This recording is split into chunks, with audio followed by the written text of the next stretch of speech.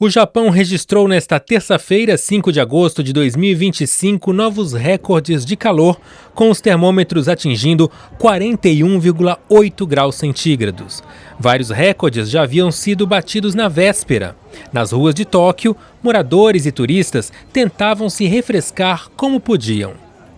As altas temperaturas surpreenderam até mesmo quem estava preparado ou acostumado com o calor. I thought coming from Africa it wouldn't be too bad, but this heat is something else. It's totally different. I think it's more humid and there's no air flowing to keep it nice and cool, so it's a bit different. It's brutal. J'avais vu qu'il allait faire très chaud. Je pensais même qu'il allait avoir des orages, mais à ce point-là, je pensais pas.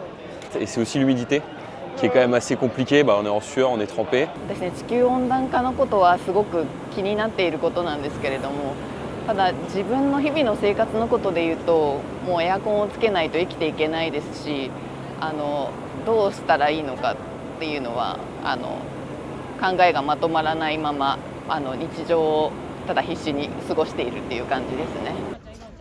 O calor extremo também foi registrado em outras partes do Japão.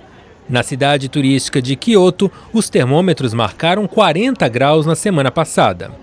A agência meteorológica japonesa já emitiu um alerta para a possibilidade de temperaturas ainda mais elevadas nas próximas semanas.